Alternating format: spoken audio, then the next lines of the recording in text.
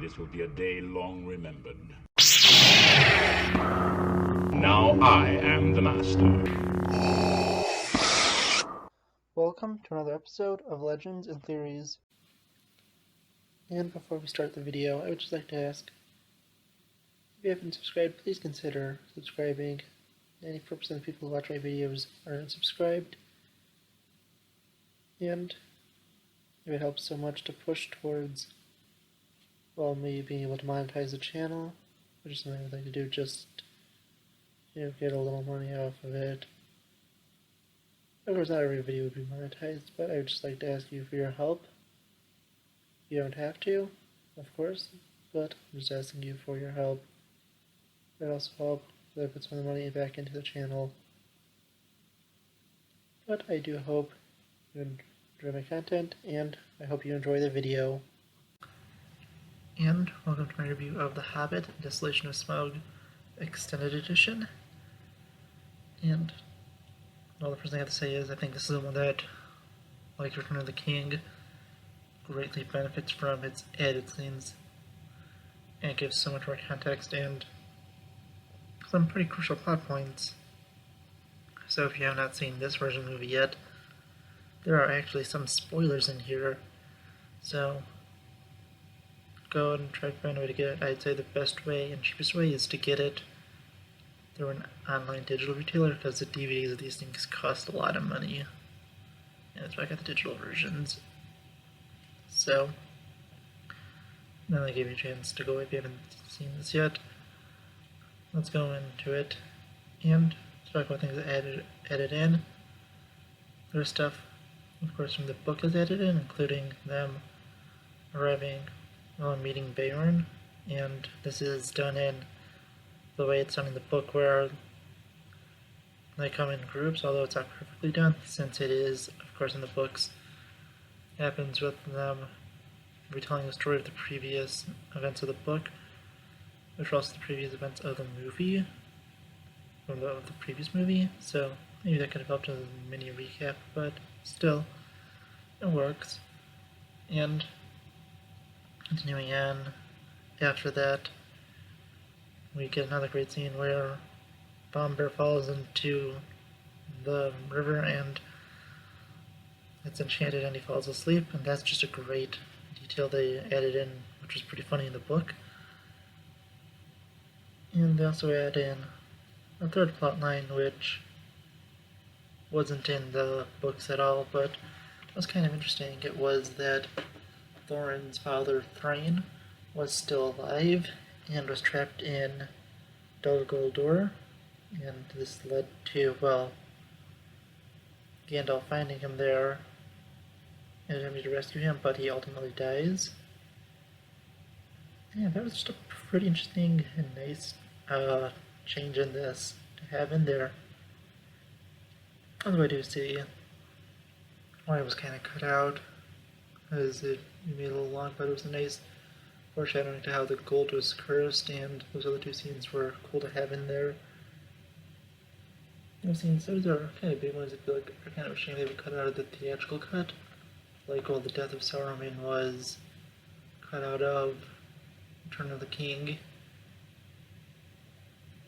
And yeah, I think that's my opinion. That's just a little disappointing, but it's still great to have it in the extended version. And the rest of it, I think this was still another good movie.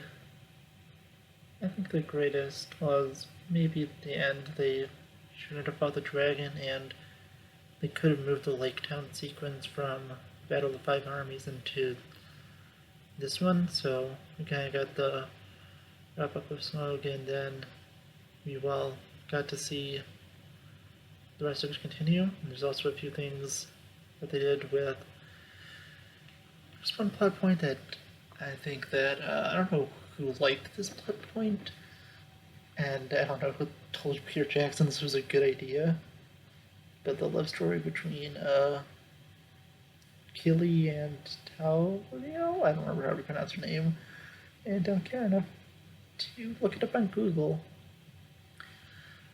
But yeah, that love story Oh boy, that hurts this movie. It's so stupid.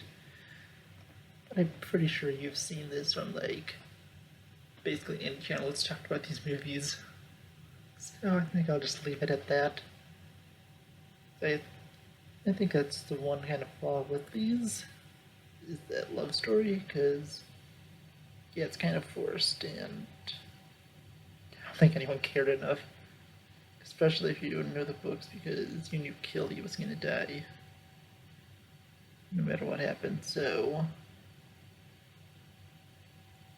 yeah.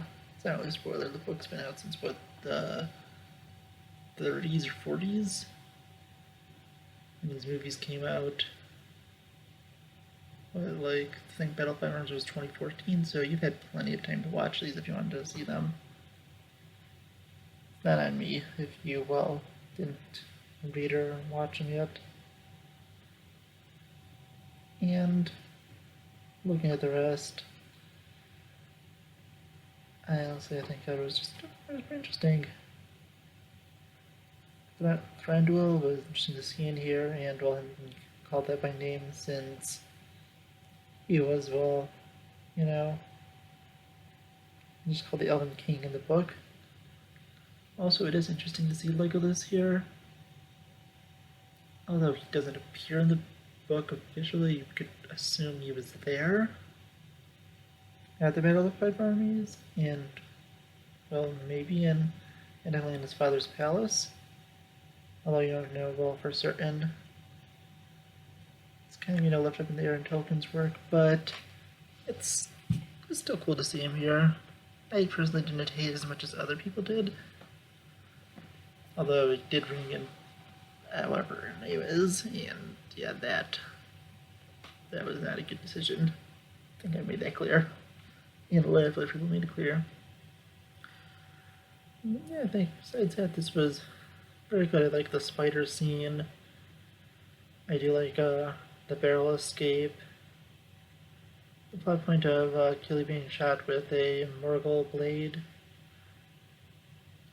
And his Morgul blade arrow, which I don't think I've heard of in the books before. Although it might exist.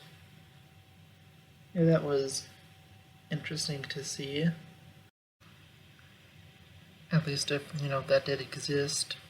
I'm interested to figure that out. If someone knows a little more about Tolkien and, well, more in depth into his works, could you please let me know in the comments? Another point that I kind of, enjoyed personally, although I don't think many people did, was Gandalf's, side quest to Dol Guldur and everything in there. And that is because it did happen in the book, but it was sort of retconned into it. And what I mean by that is, in the book, it does say that Gandalf and the White Council went to Dol Guldur. I don't know if it was said the White Council, but Gandalf went and drove the evil from Mirkwood and Dol Guldur and defeated the Necromancer. And at that point, Sauron did not exist as a character, so the Necromancer was just some evil guy who lived in Mirkwood, and Gandalf had to go deal with him. But after Fellowship of the Ring was released, it was kind of that book that the Necromancer was Sauron, and yeah, so it was pretty interesting to see that, since it couldn't really been part of the original book, and it's a nice tie into the movies. And we're fine with that, since it did basically happen in the events of The Hobbit, just wasn't told in the book because it didn't exist yet. And yeah, besides that, I really enjoyed the movie. I think the extended edition of this one, as I said before, helps so much in improving the story of it. Besides the love story part, because I don't think anything's going to be able to fix that. And that's one of the better things I like about Tolkien's work, is that although there are, especially in the Hobbit and Lord of the Rings, although there's some in some other works, in Hobbit and Lord of the Rings, that's a straight story of, adventures and stuff, and any romantic, subplots, it's only really hinted at until it just kind of works out at the end, because the heroes are finally able to, use everything that's gone through with their journey to have either the courage or get the blessing to get married. And yeah, that was very interesting about Tolkien's works, and it just kind of felt really forced here to put this love story in. I'll try to stop talking about it now. It's that people have done this to death.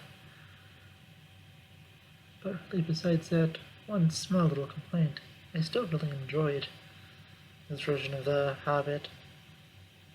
Although I know I'm in the minority, I do enjoy these movies still, and have a fun time watching them. I'm wondering what you think. Did you like these movies, or are you with the majority and hate them? I do wonder what you think. And I will see you all in the next episode of Legends and Theories. Thank you for watching this episode of Legends and Theories. Please subscribe, like the video, share the video, leave a comment, check out the video on screen, and may the Force be with you.